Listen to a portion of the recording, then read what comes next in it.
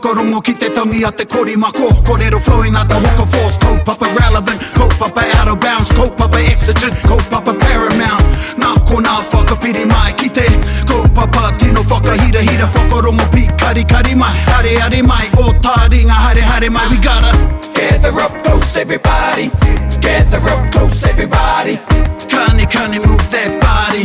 Kani move that body. E ngā iwi o te tī, e ngā iwi o te... Tā. Oh, you're onto it, Taringa. Just. Nau mai hoki mai koutou ki te punua pāho o Taringa, e rere atu ana ki a koutou i tēnei taone piki nui rawa atu o te awa mutu. Te awa mutu. Ki a koutou katoa ngā Taringa o te motu, tēnā koutou katoa.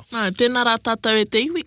Nau mai hoki mai ki tēnei hōtaka o Taringa. And Taringa was doing her very best not to cough because, and this is how committed she is, e te whānau. She's a bit Maui at the moment. Hei a hoki ne, kei ko nei e ki te hapa i te kaupapa. And ko te kaupapa i tēnei wiki, well, ko te iwi o te wiki. Iwi o te wiki. Iwi of the week. And ko te iwi o te wiki ko... Ngāti Awa. Ngāti Awa. Ngāti Awa te toki te tangatanga i tērā. Koina te iwi hei kōrero mā tātou i tēnei wiki e te iwi.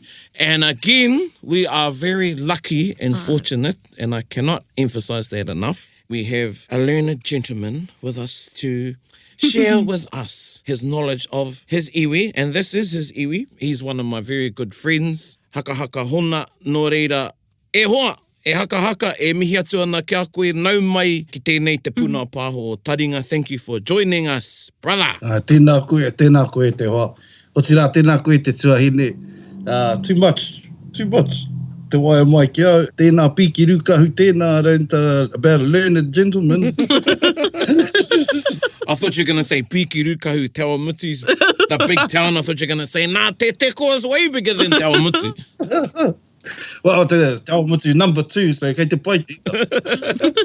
So just to let everybody know, Hakahaka's coming from... We're talking with Hakahaka and he's at the epicenter of Ngāti Awa. His relations in Whakatāne might contest that. But he's talking to us from Te Teko.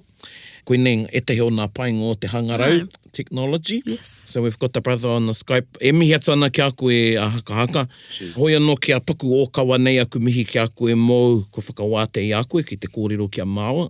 Ki runga i tēnei punua pāho. E tangi ana ki nā mate. O Ngāti Awa, ka tangi ki tērā kuia o koutou meki o tātou, ki te kuiara, e tangi hi ane ki runga ki tō tātou marae ki koko hinau i tēnei wā tonu. Hoi anō ngā mana ki tanga ki runga ki tāna whānau, rātau ki a rātau, tātou ki a tātou. I was just acknowledging the passing of one of the matriarchs, I guess, of Ngāti Awa, ko tō tātou kuia Hakahaka. Ai, tō tātou kuia Katerina Waiari. No te pahi poto. E tangi ana te whānau i tēnei wā, tērā ki runga i te pahi poto. But she was a beautiful kuia, if we could just spend a moment on that. Throughout my childhood, throughout our schooling years, she was our kuia who would frequent the kura, to teach Waiata mainly. But in that, you get all the kōrero tawhito, you get all the history, you get the stories of the area. She had a lot to do with our upbringing here for a lot of the tamariki o te teko. Me tana hoa rangatira hoki a pōkai. Tino rangatira tērā o Ngāti Awa o te teko nei. No reira kei te tangi ki tērā kuia ki tērā whānau. I think one of the warm memories that I have of her is leading the mōteatea, not only for te pahi poto, but for Ngāti Awa whānui. And she frequented Tūranga Waiwai at the Koronei Hana, me ngā huia te kingitanga. And of course, te kanohi kitea, the seeing face of te pahi poto, and Ngāti Awa. And she also came visited our marae too, some of our paukai we had. So those are the memories I have of her. Very staunch, her and her tāne in his time. Well, he passed away when I was still young, but they were very active in travelling around the motu and supporting the huis.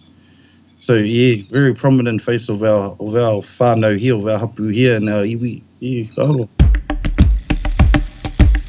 Just talking about the kuiara and the mōtete, and I know Labour Weekend was the Ngāti Awa? Ngāti Awa te toki, ai. Ngāti Awa te toki. Ai. Ai. Maybe we'll talk about that first, and then we can have a paku kōrero mō te kupenga. Oh, ai. Ngari, tīmata tērā weekend, te Labour weekend, first it started off with te kupenga. That was the day of the surrender, was the 20th of October, 1865. So we celebrated it on the Friday, and that kind of opened up te toki. Right. So we firstly, because this year we had a national te kupenga commemoration, we invited the motu to attend. Last year was just regional. So before we invited the motu, we had to pretty much bring ourselves together as Ngāti Awa. Kia ora. So we did that prior to the commemoration. And there was the pōhiri to open te toki, to bring our taongas together, but pretty much to rally Ngāti Awa itself first. And then the following day we had the pōhiri to the motu and representatives of the kāhui ariki and local government to commemorate the day. Tēnā koe. It was a great day. Like the many other commemorations that have been held over the last 3 years, it was a special day. Yeah. It was a special day for our people. And for our tamariki especially, who were there in big numbers. Yeah. I think that's one of the important things of the commemoration days that I've seen is getting the tarangatahi involved, because it's going to be them that carry the stories. A tōna wā. And that's what we saw in attending and supporting the other ones, like at Rangiriri and Orako and Pukehina, the involvement of all our age group, all me nā tamariki, which is why we did the big push for us to have one for here in Te Teko for Ngāti Awa. Tēnā koe. So Ngāti Awa e hoa. I know some of our Taranaki relations might be listening to this podcast and they might be getting a bit mixed up with Te Āti Awa and Ngāti Awa. Is there a relationship there? Aye, very much a relationship. Goes back to up north where there was a large, it's well recorded too, there's a large settlement of Ngāti Awa in that area. But it goes back to our tipuna Toi and his son Awanuiarangi. Well, there's two Awanuiarangi, and the first one, son of Toi, who was born up there. His kids, I don't know how much detail I should, but his kids from there, they branched off and went their own separate ways. And there was a sister named Niwa who ended up in Taranaki, a brother named Tītahi, or a son named Tītahi who ended up in Auckland, Ngā Whakairoa Tītahi. One Tree Hill. And then Cody, another son who I think his descendants ended up down Tauranga way. Tamate Aure Hai, it comes into that whakapapa. Right. The basic story is that Niwa and one brother went out to Taranaki way, and then Cody and another brother come back down to Whakatane, to the father's part, the grandfather's part, to Kāpu Te Rangi here. Kia ora. Yeah. Hirini was saying one time, a term of endearment between us and Taranaki is Koro Ngāti Awa, which is what we would say to them and they would say to us. Oh, kia ora. Aye. Koro Ngāti Awa. Koro Ngāti Awa. Aye. So ka tū ki te mihi kia rāta, tēnā koutou Koro Ngāti Awa. Oh, kia ora. Oh, ko hoki mai o tamariki. Ai, ko hoki mai. Tēnā koutou. Kia ora. Ui, ko kore koutou e pepe nā nei. Kōrua, geez, koe tēnā. Te tāta. Oh, kia ora. Kei te kōrero mātou ki tō pāpā mō tō koutou iwi, mō Ngāti Awa. He's going to be famous. He's already famous, your fella whāra. Make us famous too, Dad. They just reckon, show me the money. So you were saying, talking about Koro Ngāti Awa, so it's a term of endearment and recognises the links between the descendants of Awanuiarangi in the west and Awanuiarangi in the east. Kona. Hirini just dropped that one a little while ago. So it was, rawe nā kōrero I puta mai te kupenga hoki. Aye. So would it be safe to refer to your branch of Ngāti Awa as Ngāti Awa ki mātātua? Or Ngāti Awa ki te moana toi? We acknowledge the connection, but being Ngāti Awa ki mātātua and there te Āti Awa, we're Ngāti Awa as far as, yeah. Right, same, eh? Same, but that's the connection through Awanuiarangi tuatahi. Aye. And then coming further down to Toroa, captain of the mātātua, and then further down to Awanuiarangi number 2, which is what people, what Ngāti Awa we know today, can all connect back to Awanuiarangi number 2. And that is the son of Te Taringa o te rā? Aye. Kia ora. Taringa o te rā, Awanuiarangi. I suppose he'd be one of the second famous whale rider out of i ngā kōrero o te ao Māori ne hoa. Is there another one? Oh, Paikia, he's also from Waiata. He tika to all our listeners, this is good old Māori humour here, and it's all the whakapapa just all meets up. Share with us I guess, what you believe to be the boundaries or the landmarks of Ngāti Awa, because I know there'll be some listeners out there that aren't familiar with your rohe. Oh, true, yeah, true. Before or after the raupatu? But the traditional boundary, I think, my Otamarako in the west, just past Maketu before Marata, and then through to Ohiwa, and then back into our mountain. Those are basically the boundaries of our iwi. Yo maunga pūtauaki. Ki te take o Pūtauaki. Pūtauaki. Thinking of Ohiwa oysters. That's the one. Meanwhile, Tari, I was talking about Ohiwa oysters. The oysters. Ka poe. So from Otamarako to Ohiwa, and then Ohiwa to Pūtauaki. Some people may know its incorrect name, Edgekim, but it's not. It's Pūtauaki. And then from there back, sort of like a triangle, eh? Yeah. Well, the Rangitaiki Plains, pretty much.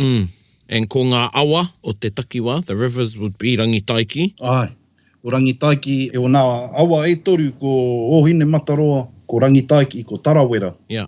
Back in the days, this area was all swamp. Right. With island-like paths. Yeah. But the rivers combined to make Te Awa Te Atua, which is out at Matata. Te Awa Te Atua. Aye. Yeah, it was pretty significant. That sounds pretty cool, bro. With our rivers combined. They make Te Awa Te Atua, the river of God. How's that, people? That's some deadly stuff. Yeah. But yeah, it was just like island fortresses is what was written. But those are the three rivers. Orini is another one which connected Rangitaiki to Whakatane. So when they used to do trade, they could just jump on a boat into Te Teko and row out to Whakatane or to Matata, so either end. Aye. Yeah. O aran te kuri e au ana. Oh, can you hear that too? Gee, and my neighbour mowing the lawn. It all adds to the authenticity of it, e hoa. Kau e a wanga. You know, then that the iwi out there know that we haven't got you in a recording studio, that, you know, this is the real deal. Yo and te teko. True. I can almost hear the kamo growing. Oh, bro, I should show you. Eh? I'm living right next to about 4 or 5 acres of it. Oh, yum. So sweet corn and watermelon over the fence. Ooh. Reka. It's not a coincidence that kai grows there, ne? It must be a part of the traditional Ngāti Awa culture that it was a place good for growing kai and things like that. For generations, for as long as I can go back, our whānau's been into vegetables, big growers around here, my whānau alone. But I'm not sure because they drained the swamps and they left fertile land for what we grow today. Yeah. The plains, I think, they would have got a different type of kai. It would have been he tuna te kai, koera te kōrero ana krau o kone, he tuna te kai. Aye. Oh, it sounds good to me, bro. Tuna and kamo. Definitely kamo galore now and sweet corn. And weno. Oh, aye. Kare koe moe a te weno. Ka. Weno e te iwi. Weno is what we call it. Some iwi call it tōhihi. What is it? It's like the new growth of the kamo vine, eh? Aye. Yeah. You know, they're the curly ends. Yeah. You break them off. You can put them in a boil up, or you can fry them in a para. Yeah. Tino reka. Reka. I think I prefer that more than the kamo itself, is the weno. And they make a nice toroi too, put it in a toroi. Oh, right. Yeah. Put it in with the puha in your kūtai. Yeah, so we're turning into a cooking show now, e te whānau. Marae kai masters. On one of our previous podcasts, we talked about some whakatauki. We talk about them often. And pepeha, I've referred to pepeha. And I used one at the start, which is unique to Ngāti Awa ki tō iwi. Ngāti Awa te toki, te tangatanga i te rā. Te tangatanga i te rā, te ngohe i te wai. Yeah. Kōrero ana about the adze that doesn't loosen in the sun or soften in the rain, under pressure. Yeah. But that describes your people, ne? Well, yes, I'd like to say that. And you fellas don't soften up. And when it gets hot, you don't get too loose.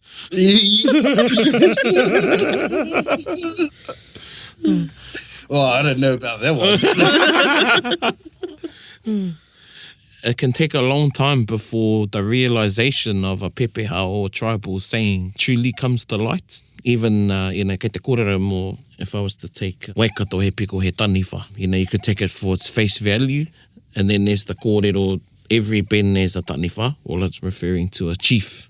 Niha. And it was talking about when the kingitanga was set up, to my understanding, was that Pōtatau, who went on to become the first king, he'd have the support of those other ariki.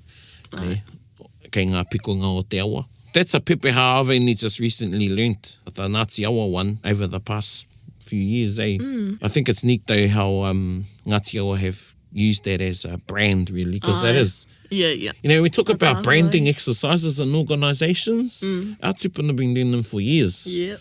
And pepeha is a brand. It's the brand of your iwi. And to me, it encapsulates the ethos, I guess, or the essence of one's iwi. Ooh, kate, I'm feeling flash. Yes, flash is. It's haka, it's the wairua coming through the rorohiko. One kōrero I want you to share is one that sort of stuck with me when we were at Te Whare Wānanga, and I asked where Te Teko got its name from. So if you come down the line from Awanuiarangi number 2, and you'll get to Iratu Moana's not too far down, and Iratu Moana is pretty much a connection for all of the areas of Ngāti Awa and Whakatāne, Ngāti Awa and Rangitaiki, Ngāti Awa and Kawerau, and in Matatārohe. 4 wives, and then you got the descendants who we all can connect through Iratu Moana. He had quite a few pas. The Tumurau o Ira is the western range, Tumurau o Iratu Moana. It's the eastern range of the Manawahe Hills. And then his pa here in Te Teko, it had teko-tekos all around it, and human heads. Oh, hell. Human skulls on these teko-teko. Yeah. And that was, he was a warrior, and so that was to ward off the enemy, but also the eerie feeling, deterring your enemy. Yeah. Oh, I'd get deterred, bro, if I was going through there and I saw a whole lot of heads on the fence around someone's place. Yeah, nah, don't go near there. Don't go trick-or-treating there. His pa there, the name was Ngā Teko Teko Iratu Moana. Kia ora. As we know today, Te Teko. Te Teko. But he was a great fighting ancestor, known as the Dragon Slayer. True. He killed the local taniwha Tarakura, Kia ora. who was originally a pet of Muriwai. That taniwha used to plague the rivers, all the 3 rivers I was just talking about, and lived down the western end, down Matatāne way, the Piko way. You could get to Whakatāne, Texas, Kawerau, through the rivers, the channels of rivers. And so it was Iratu Moana that slayed the taniwha. There's a depiction of that in the Kokohino Wharekai in Waipunārangi. Kia ora. Yeah, Tarakura. Tarakura. Tēnā koe. And it was from that taniwha we got the saying, Nā mate ki kōhi me tangi mai ki kawerau, nā mate ki kawerau me tangi mai ki kōhi. Because they couldn't cross the river. The taniwha would flip them and devour the whole boat. Could you provide a little interpretation of that saying, Eho? Oh, so the deaths, the funerals, the deaths in Whakatāne, at Kohi Point. So the deaths over there, we'll mourn them over here in Kawerau. And then the ones in Kawerau, we'll mourn them in Whakatāne without having to cross the divide. Yeah, the divide. 3 rivers. And that was because of the taniwha Tarakura, who was the taniwha, was it safe to say, pet of Muriwai? Aye. He mōkai nā. Muriwai was the auntie of Toroa, or the... Sister of Toroa. Aye. Wairaka was their niece, ne? Aye. There you go, e te iwi. And apparently where Ngā Teko Teko Iratu Moana was, later became the site of Te Kupenga Taramainuku, which we just commemorated in Labour Weekend. Yeah, so pretty special sites. Yep. That's still in the hands of the kuia whanaunga over there. But during the floods, you could see why they would choose that spot. Yeah. Obviously, it was high and dry.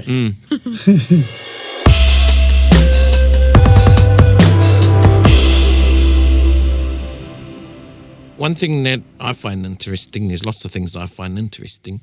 Engari kei te kōrero mo Ngāti Awa. We, the matatini in o Tautahi, our poe was about the different titi sites that were once renowned in Aotearoa. Even i Konei, we had titi on Maunga Tautari. True. They'd fly from Kawhia to Maunga Tautari, they'd nest there for a rest, and then they'd carry on to the east coast True. Yeah, and you think of te Waiata mihi ki te kapua, engari te titi. Well, there were titi up in the Huiaro Ranges. And anyway, when I was researching to write for our composition, you know, I came across ngā kōrero mo te titi ki Mautohora. Oh. And na kuia, koina tā koutou kupu mo te titi nea. Te kuia. Yeah, kei Mautohora tērā manu. And they're still having the harvest. It's coming up, actually. There's a wānanga. They're having wānanga every year now for the harvest. That was Tari Awa going, e te iwi, because I don't eat titi. But why I find that interesting, bro, is that rua te koutou, was it that Ngāti Awa put a rāhui on Mautohora? Oh. Or something like that? It was about getting the titi stock up again on the island, so it'll become a food resource again. I think, yeah, it sounds about right, because the wānanga, the conferences didn't start up on Mautohora until recently, within the last 3 or 4 years, and that claim, that would have returned like 20 odd years ago, 80s. Yeah. Yeah. So yeah, and that conference is coming up next week, and then they take you for a harvest. Yeah. Ka kai titi koe, Tari Awa. Kao, engari, I ngētahi wā. Ia, te koro nei, hana, titi ten. I like watching people eat titi. Yeah, mea hoki. So those of you that don't know what titi is, it's mutton bird. Yeah, I just like watching people get into it. I wish I liked it. Yeah, me too. My mother burnt a pot of it when I was little, and it psychologically scarred me. So. Our house like filled with black smoke. Oh, yeah. I know this is really bad at you, but my dad got home from the pub and we were all asleep. Mum was crashed out on the couch. Oh, yeah. And I just remember my dad's head coming down out of this black cloud of smoke and waking me up. And anyway, our house, haunga katoto mātou whare, smelt of burnt titi for weeks. And I remember Mum having to wash all the windows and... Oh, yeah. Try to get the smell out. Well, I didn't wash anything. I was only little... But I remember her washing all the curtains and things like that. Oh, So, yeah. titi doesn't do it for me. But I do find anything to do with kai Māori and the resurgence of the traditions to do with our cultivation and regeneration of traditional food stocks and our practices, I find that empowering. Yeah. I think we need, as a people, we should be thinking about, okay, why don't we start a nursery for kereru? I mean, I don't eat meat at the iwi, but I think it'd be cool if we started a kereru nursery where we could use the kereru as a food, but for special gatherings and for things like matariki. You know, so it might be 20 or 30 a year, you know, and every iwi can have a couple or something for their matariki ceremonies and celebrations. Yeah, and that's something that inspired me when I saw it was a doco actually, I think Wakahuia done, and i te kōrero o te koe te korauara o Ngāti Awa, Joe. Oh, Joe Mason. Yeah, and he was talking about it, and I was inspired by that and thought, you know, if you can do that with titi, pewhia e tahi atu manu o e tahi atu kai. What are some other things you can do? Yeah. Tēnā koe haka. Coming up into Hakahaka season e hoa. Kei te awhina koe tō teina. I know fellas are starting a new Hakahaka up. Kei te timata. Starting a new group e te iwi. Right here in the centre of the universe, Te Teko. Ngāti Awa, I should say, because this is it's inclusive, all iwi of Ngāti Awa, or Ngā Uri or Awa Nui Arangi, whether it's one or two, so my brother keeps telling me. So, kei te tūkuna te pōhiri ki Ngā Uri o Awa Nui Arangi. Ka pai. But we're first up on the Mātātua Regionals. Oh, that's right, the draw's being done, eh? First up, bro. Well, when is the Mātātua Regionals? I think it's the 16th of February, something like that. Yeah. But it's getting exciting. We had a committee hui last night, and already people saying, I don't know, I can do that. So, yeah. That's all part and parcel of a kapahaka e oa. You got to go through, I think, you know, ki au nei, ki oku nei whakaro, ko te mea nui is ko nā kōtereo, ko nā tikanga, ko nā kōrero tuku iho. Ana, koina. Ana, I roto I nā wānanga, that's what we want to do in our wānanga is spend a lot of time on te reo and the kōrero tawhito oi. On the history part of things, really want to spend a lot of time on that. It's a great vehicle to share the kōrero of Ngāti Awa through kapahaka. Just to ourselves and just amongst and getting it out there. because we are following the kōrero for Awa Nui Arangi 1 and Awa Nui Arangi number 2. Because of all the, connections that the little brothers made up in Tāmaki there and with the Ngāpuhi whanaungas. Yeah. Who are looking to jump in and lend a hand, whether it's on the stage or at the back of the stage. But yeah. Ka paira wātu. I tua atu I te mihi, I might as well take the opportunity to thank everyone for the support for te kupenga 152 commemoration and the Labour weekend, and te toki as well. 2 big kaupapa for Ngāti Awa, which we thoroughly enjoyed having it here in Te Teko in our own backyard. Especially a lot of our kids, they loved it. It was on their back doorstep. Took a bit of effort to get our committee to bring our festival out here into the sticks. Yeah. And that Te Tuki, I reckon, was a great success, both events, Te Kupenga Rao ko Te Toki. And having them together was beautiful. Tēnā koe hoa. E mihi atu ana māua ki a koe? Kōrero whakamutunga au, tari au? Kāre kōrero I tātu I te mihi ki a koe. E te tungane, mua kōrero. Tēnā rā wāti koe, kua rangatira tātātai kaupapa I tō whaiwahitanga mai ki te kōrero mai ki a māua, o tira ki ngā iwi o te motu. So, e mihi atu ana ki a koe, e te hoa. Tēnā koe, bro.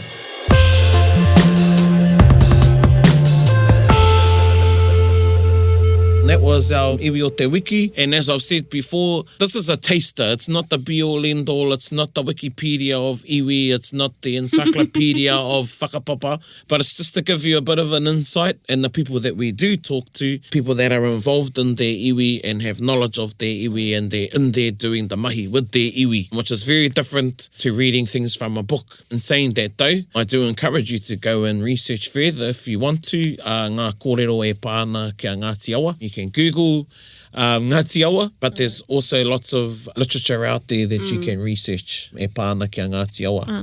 And who knows, we might have a story pertaining to Ngāti Awa on Once Upon a Timer. Aye. Coming up next week. Nō reira. And actually, nō reira, I think, is like a kiwaha as well. So that means, and so. Yeah, because you can use it. I use it like that sometimes. Oh, yeah. Someone's like talking, and then... Cut them off. Yeah, and I'm like, nō reira. So, e te iwi, nō reira. We done a section on kiwaha in kupu last week. And we said we're going to do a kiwaha once a week. So this week's kiwaha is... Mea rawake. Mea rawa ake. And you spell that, it's 3 words. Mea, M-E-A. M-E-A. Rawa. R-A-W-A. Too much tareo, know how to spell. And ake. A-K-E. And you put it all together and you get...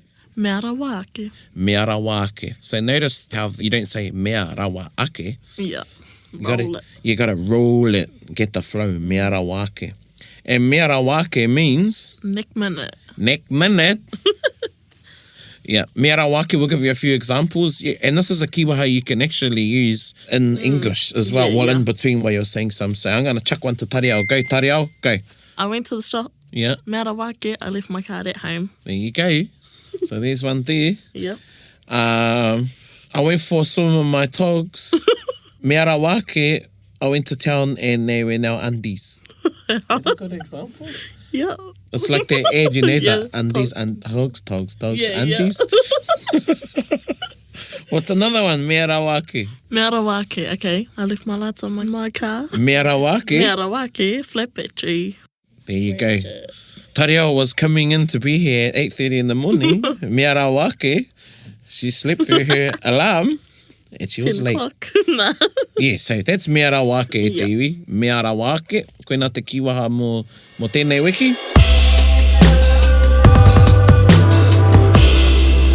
Ināia nei, ko te Waiata o te wiki. And this Waiata has a bit of a hononga to te iwi o te wiki. Ko tēnei Waiata ko Piki Mai, Kake mai rā. Yeah. Yeah, and this is one of the old-time favourites.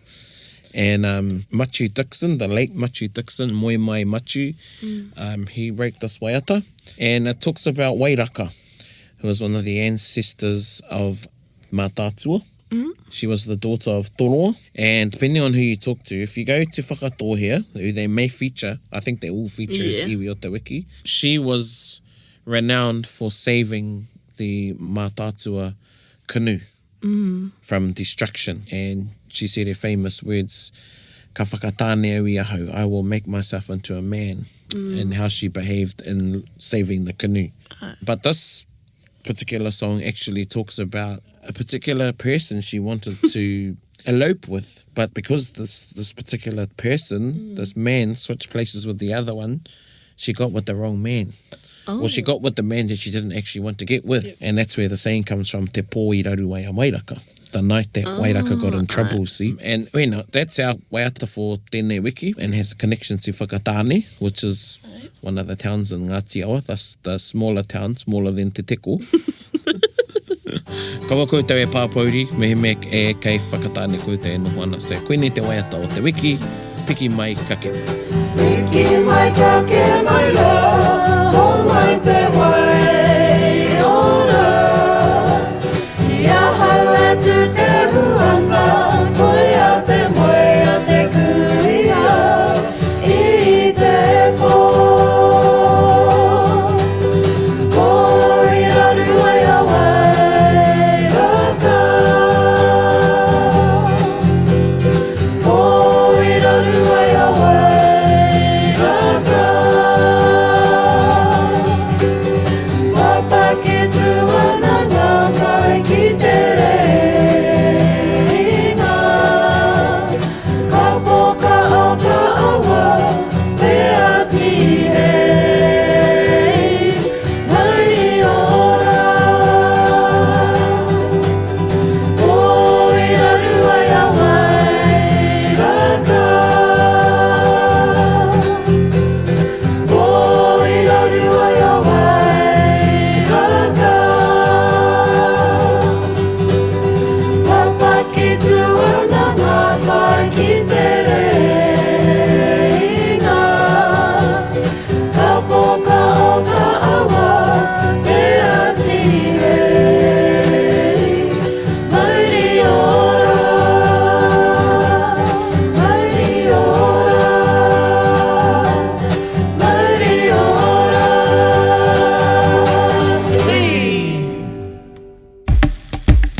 And that was our wāta for the week, e te iwi. Piki mai, kake mai. And you can go on and Google the kupu if you want to get the kupu. Yeah, and I think they're on that same website.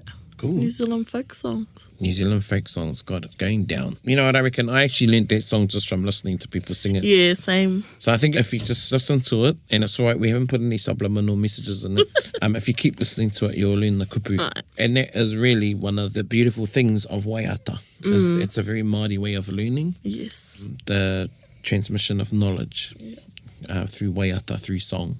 Koe nā tātata Waiata hoi anō e mihi ana māua kia koutou katoa, kōrero whakamitinga au, tari au. Kia pai te wiki e te iwi. Koe nā hoki, e tautoko ana, have a great week, and, if you're feeling that you wanted us to keep talking, just rewind and go back and listen to it all again. It's like all the other ones. Aia, koe nā. Otherwise, tērā wiki will be into Once upon a timer. Once Upon a Timer. Hoi anō, e mihi atu ana, tēnā koutou. Tēnā koutou.